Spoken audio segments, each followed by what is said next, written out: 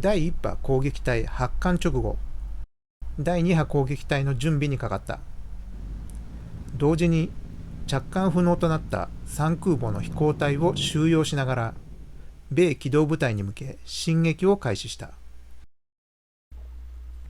山口少将は安倍司令に、各損害母艦には駆逐艦1をつけ、飛龍の方向に向かれたし、推定をもって敵空母に接触持続を取り計られたし、と要望。安倍司令は水上部隊に艦隊攻撃の準備をさせ、飛龍を追った。午前8時10分、千曲5号機は敵空母の位置は味方の70度170キロ。我今より攻撃隊を誘導すと米艦隊の位置を発信。飛龍第1波攻撃隊の誘導を開始した。午前8時20分、第1波攻撃隊は前方に空母飛龍の攻撃に向かう敵艦爆隊を発見。護衛のゼロ戦2機が空戦に入り、1機が弾薬を使い果たし、1機が被弾不時着。攻撃隊護衛機は4機に減った。午前8時28分、南雲司令部は軽巡洋艦ながらに小旗を掲げ、指揮を再開。飛龍に呼応し、水上戦闘を決意。今より攻撃に向かう集まれと命令。速力30ノットで飛龍を追った。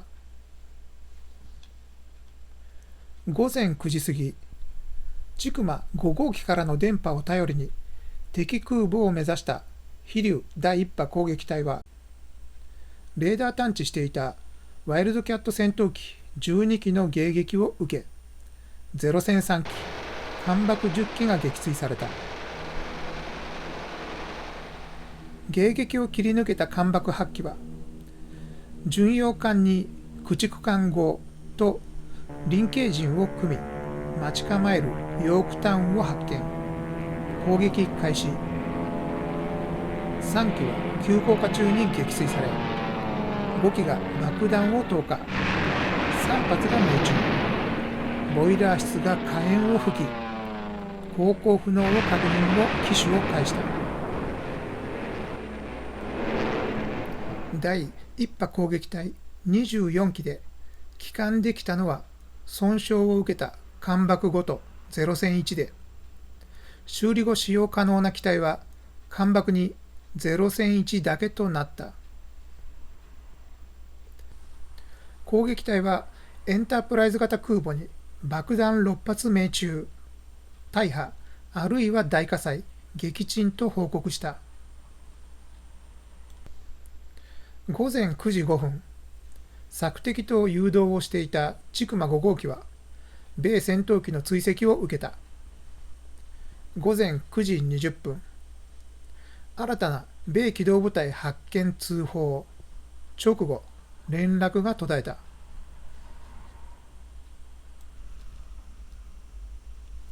午前9時15分、南雲中将は集まった第3戦隊、第8戦隊、駆逐艦4隻を率い、飛龍に呼応し、行動開始。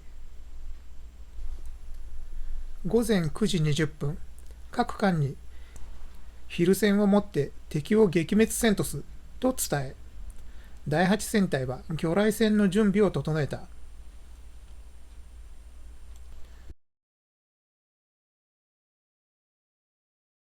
午前9時20分、連合艦隊司令部は、第2艦隊とミッドウェー島攻略占領部隊を率いる近藤信武中将に、占領隊は北西退避させ、第7戦隊をミッドウェー島へ向かわせるよう命じる。同時に、アリューシャン方面に投入されていた第2機動部隊に対し、第1機動部隊と合流するよう打電した。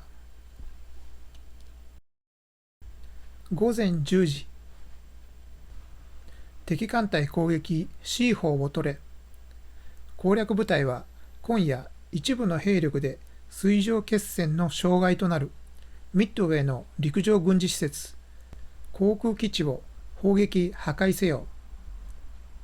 アリューシャン群島の攻略を一時延期すの命令を伝え、南雲部隊と策をして米機動部隊に野戦を挑む方針を示した。午前10時、駆逐艦嵐が海面に漂うヨークタウン雷撃隊員オスマス海軍予備少尉を救助。南雲司令部に次の米軍情報がもたらされた。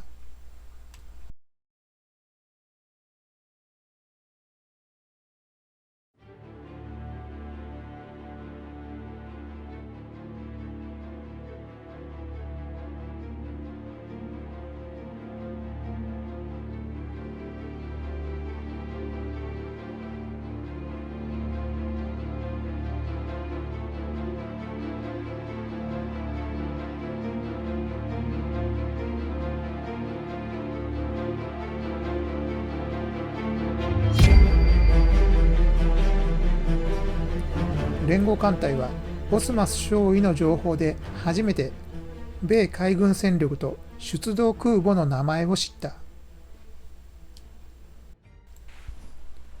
午前10時30分、飛龍はミッドウェー島攻撃から帰還した機体を中心に母艦を失った艦砲やゼロ戦も合わせ第2波攻撃隊を編成したが、出撃可能な艦砲は9機しかなかった。友永隊の97艦砲はミッドウェー島攻撃で左翼主タンクを損傷。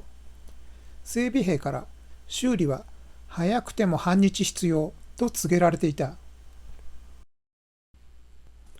一機でも多く攻撃隊を揃えたい友永隊は損傷機での出撃を決意。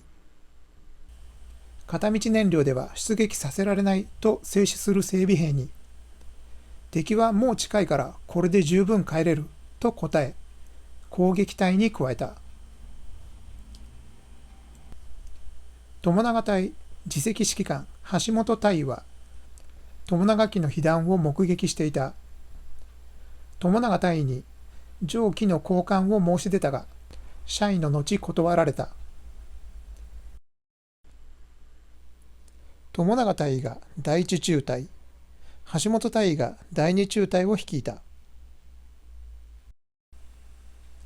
山口少将は千曲5号機が新たに発見した空母に向け第2波攻撃隊を発進させた。入れ替わるように第1波攻撃隊が着艦。千曲からは4号機が偵察に向かった。午前10時30分、宗龍13士艦爆が着艦。無線故障と新たな米機動部隊発見を報告した。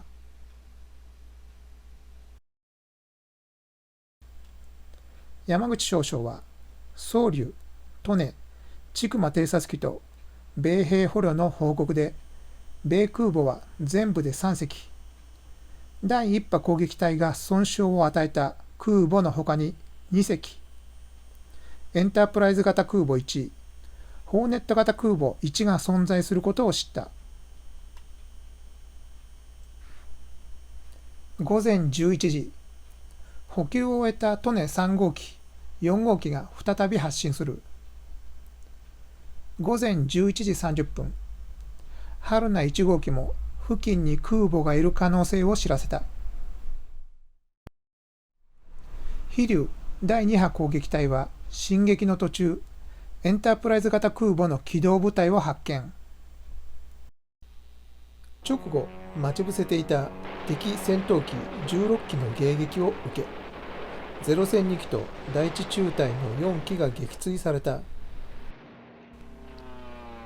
友永隊は空戦を切り抜けたが、急降下中に被弾、引火、損傷を受けた機体を操り、炎を引きながら米空母環境付近に突っ込んだ。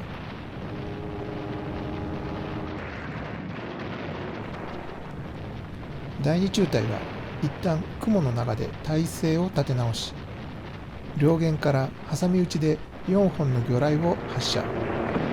2本が左舷に命中。ボイラー室と発電機を破壊し、巨大な水柱が上がった。敵空母は左舷に傾斜し、航行不能となった。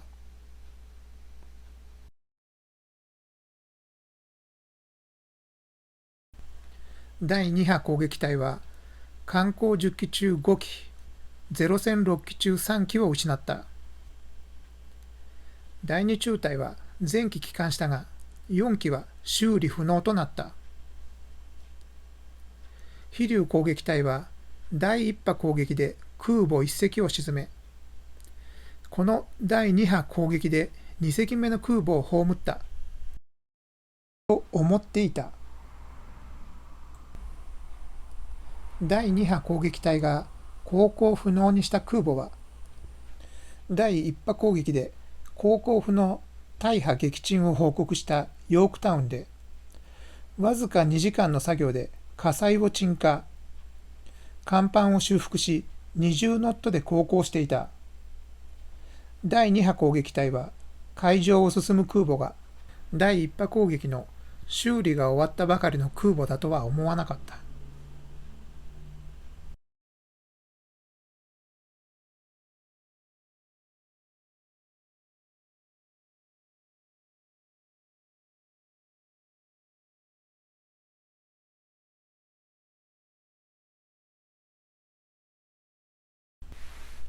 午後0時40分、飛龍第2波攻撃隊が着艦。長良の南雲司令部へ米空母2隻撃破の戦果を報告。飛龍の鹿江副長は、これで1対1だ。これで勝てるし、悪くても相打ちにできると感じていた。しかし、残された航空戦力は、修理可能機合わせ、ゼロ戦10機、艦爆5機、艦砲4機しかなく、山口少将は3隻目の撃破は難しいと考えていた。有効な打撃を加えるため、第3次攻撃は薄暮れに全兵力を集中することとし、米空母の位置把握に次の偵察機の準備を急いだ。午後1時12分、戦艦春名から敵機発見の知らせが入る。山口少将はゼロ戦隊を発進、上空を警戒させた。午後2時、索敵に向かう13士艦爆の発進準備が終わり、ゼロ戦1機が着艦しようとしていた。突如、米急降下爆撃機24機が出現。護衛ゼロ戦隊も発見が遅れた。敵爆撃隊は飛龍めがけて急降下、集中攻撃が始まった。ゼロ戦隊と飛龍の総艦、護衛艦の対空機銃で6機の攻撃をかわした。続く敵爆撃隊は太陽を背に1000ポンド爆弾を投下。一発が飛龍に命中。全部エレベーターが吹き飛ばされ、艦橋の前に突き刺さった。さらに3発が次々と命中。爆発とともに火災が発生。甲板は破壊され着艦不能となった。続けて敵26機が現れた。飛龍は炎上しながらも護衛艦とともに全ての攻撃をかわした。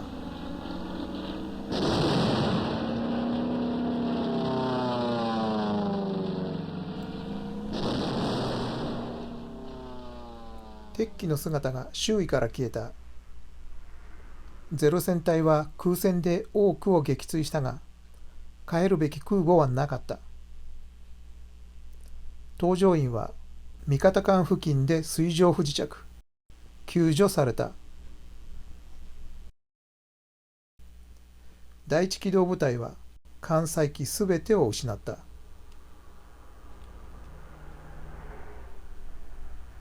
午後2時5分、飛龍の活躍で水上戦闘に希望を抱いた南雲司令部だったが、飛龍大破の報を受け、米機動部隊とミッドウェー航空隊制空権下での昼戦を断念。一旦西方に反転し、改めて夜襲を企図した。午後2時13分、千曲2号偵察機から甲板に損傷なく傾斜停止したエンタープライズ型空母を発見。周囲の護衛艦艇が空母をその場に残して東に去ったと報告を受けた。南雲司令部はこの空母を飛龍第2波攻撃隊が爆撃した空母と判定した。飛龍第1波攻撃隊が爆撃した空母はすでに沈没したと推測した。午後3時10分、千曲2号機から米空母1位、巡洋艦に駆逐艦4発見の報告を受けた。その後、新たな米空母1隻の存在が報告された。千曲2号機は続けて、炎上米空母の後方にさらに米空母4隻を発見と報告した。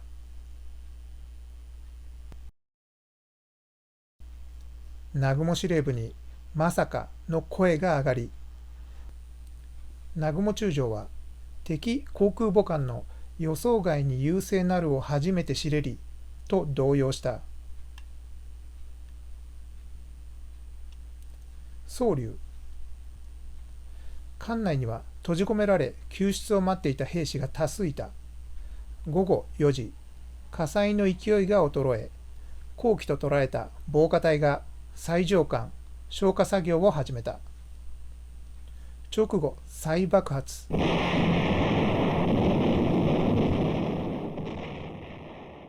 中央部に大きな水柱が上がった。防火隊救出は困難で、生存は絶望し、沈没は不可避となった。柳本艦長は対艦の懇願を拒み、艦橋で乗組員退避の様子を確認後、宗龍万歳を連呼しながら炎の中に消えていった。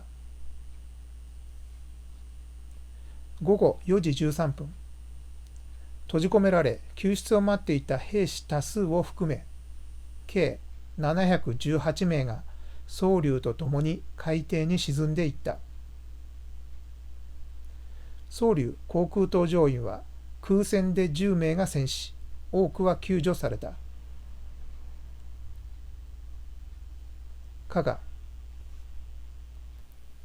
戦死した艦長に代わり天谷飛行長が閉じ込められた800名の救助と消火作業の指揮を執っていた。午後1時23分、誘爆の危険が迫り救助を一旦停止、総員退去を命令。異常した駆逐艦で火災の衰えと救助機会を伺っていた。午後4時25分、2回の大爆発が発生。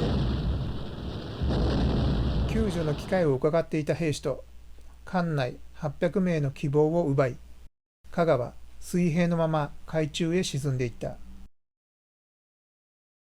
加賀搭乗員は空戦で21名が戦死した。午後4時15分、連合艦隊司令部は作戦の成否は野戦にありと野戦に備える命令を伝えた。近藤中将の第二艦隊は軽空母随砲を有し、南雲部隊は4空母以外ほぼ無傷だった。山本長官率いる主力部隊と呼応し、野戦を断行すれば、敵艦隊の撃滅、さらにミッドウェー島攻略の勝算は十分あると判断していた。炎上空母護衛中の第4駆逐隊司令有賀大佐は、敵機動部隊接近すれば差し違いよと配下駆逐艦に下令するなど戦意の高い部隊が多かった。午後6時30分、第一機動部隊率いる南雲司令部は、すでに夜襲の成功の可能性はないと見ていた。連合艦隊司令部の野戦命令は、4隻の敵潜在空母を知らず、誤った敵情判断で下された命令と考え、千曲2号機報告の空母4隻の存在を知らせ、飛龍を護衛して北西に退避中であると伝えた。午後7時20分、山本長官は極めて消極的な南雲長官に代わり、第二艦隊司令近藤長官に第一機動部隊の統一指揮権を与えた。午後7時50分、南雲長官は再度敵4空母の精神中と率いる第一機動部隊に野戦の意思がないことを報告。午後8時40分、統一指揮権を得た近藤長官は野戦遂行を示し、第一機動部隊に直ちに反転を命じた。南雲部隊所属の第8戦隊は速やかに近藤長官の第二艦隊に合流。米軍との戦闘を強く希望した。午後9時20分、南雲長官は近藤長官の伝令を了解、反転して東に向かった。戦前の南雲長官は数々の武勇伝が語られるほど猛将だった。しかし開戦後、特に本開戦においては全く猛将の姿はなかった。宇垣参謀長は闘志を見せない南雲司令部を消極的、大敗的と批判している。午後11時55分、連合艦隊司令部は到底野戦を行える見込みなしと見てミッドウェー島攻略を断念、作戦中止を伝達した。悪夢の6月5日が終わった。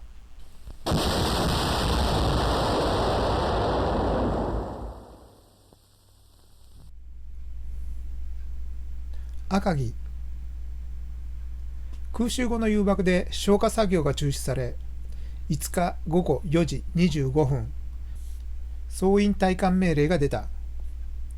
青木艦長は赤城と運命を共にする覚悟だったが、幕僚に無理やり引きずり下ろされた。6月6日午前2時、来撃処分決定。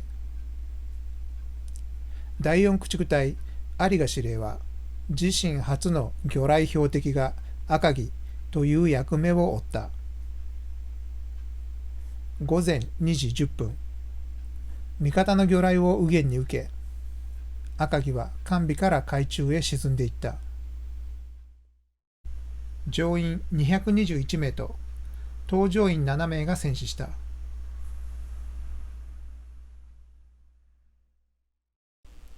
飛龍。集中攻撃で受けた4発の被弾後も、機関は無事で、南雲部隊と行動し、護衛駆逐艦の協力を受けながら消火に努めていた。火災は収まらず、艦橋と機関課の電話が不通となり、決死隊が機関室へ向かったが、火災の激しさに断念。午後8時58分の誘爆で、機関課の生存は望めないと判断された。6月6日午前0時15分、山口少将は総員を甲板に集合させ訓示を行った。飛龍と運命を共にする覚悟の山口少将、各艦長に幕僚は退艦の懇請をした。本意できないと悟ると共に沈むと申し出た。山口少将は2人だけでよいと最後の命令、退去を伝え、水杯で別れた。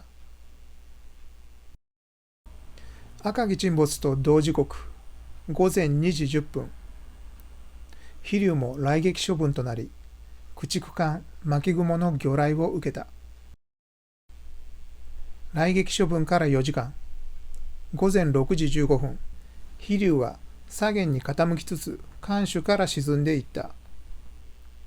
乗員1416名と搭乗員72名が戦死した。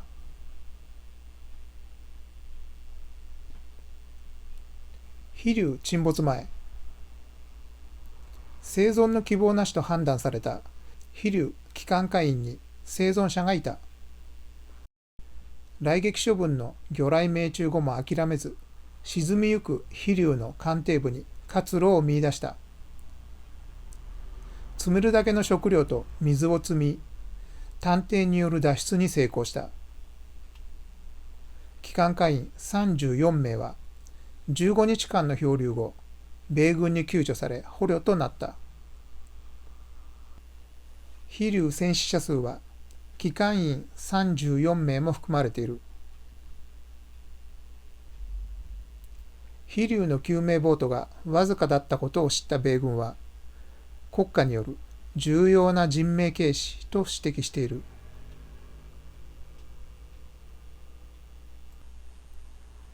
6月7日、野戦命令でミッドウェー島を目指し突出していた第7戦隊は、中止命令で撤退中、敵の攻撃を受け、三熊を失い、最上や駆逐艦が被弾した。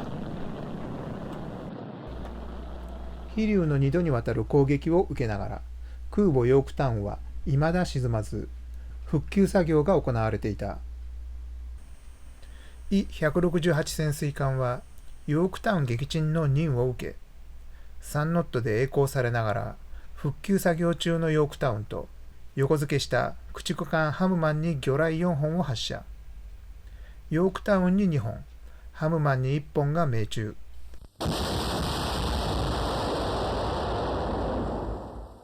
両艦を撃沈した。